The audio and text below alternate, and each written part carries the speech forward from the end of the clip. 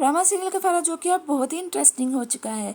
नजमा बेगम निम्मी के पास जाती है और उससे कहती है कि कल तुम्हारा कासिम के साथ निकाह है, तो तुम जो सामान अपने साथ लेके जाना चाहती हो वो पैक कर लो। यह सुनकर निम्मी बहुत ही हैरान रह जाती है। वो अपनी मम्मी से कहती है कि मम्मी, मैं आपकी अकलौती बेटी हूँ, आप क्यों मेरे साथ ऐसा कर रही हैं।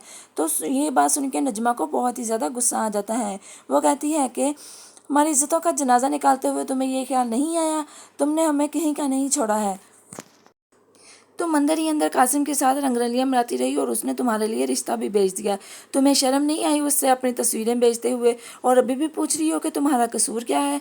तुमने देखा नहीं था तुम्हारा भाई कितने गुस्से में था, उसका तो बस नहीं चल रहा था, वो तुम्हें जान से मार देता। लेकिन निम्मी कहती है कि अम्मी, मुझे नहीं पता कासिम ऐसा क्यों कर रहा है, मैंने उसको कोई तस्वीरें नहीं भेजी, पता नहीं उसने वह तस्वीरें कहाँ से ली हैं, एडिट की हैं या क्या किया है। लेकिन मम्मी आप तो मुझ पर यकीन करें, आप मेरी बात तो सुने, मुझे कुछ कहने का मौका तो दें। लेकिन नजमा बेगम कहती है कि मैं तुम्हें बहुत अच्छे से जानती हूँ, तुम आज तक बहुत ही सफाई से झूठ बोलती आई हो, मैं तुम्हारे हर कारनामे से वाकिफ़ हूँ, लेकिन मैं तुम्हारी गलतियों पर पर्दा डालती आई हूँ। मुझे नहीं पता था कि मैं अपने ही घर में आसीन का सांप पाल रही हूँ जो कि अपने ही घर वालों को डस लेगा। मुझे तो बहुत ही अफसोस हो रहा है कि तुम जैसी बेशर्म लड़की मेरे हिस्से में आई है।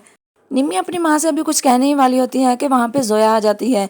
वो जोया कहती है कि मम्मी बिल्कुल ठीक कह रही हैं, अगर तुम्हारी शादी अब कासिम के साथ ना की गई तो वो तुम्हारी तस्वीरें लीक कर देगा और हमारे ख़ानदान में बहुत ही बदनामी हो जाएगी। तो निम्मी ये सुनकर अपनी भाभी के साथ बहुत ही बदतमीज़ी और गुस्से से बोलती है कि भाभी आप तो चुप ही रहें, मैं अपनी मम्मी से बात कर रही हूँ।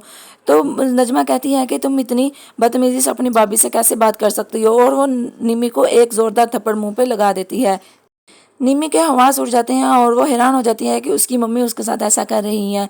तो जोया कहती है कि मम्मी आपने बिल्कुल ठीक किया है, ये थप्पड़ आपको निम्मी को बहुत पहले लगा देना चाहिए था।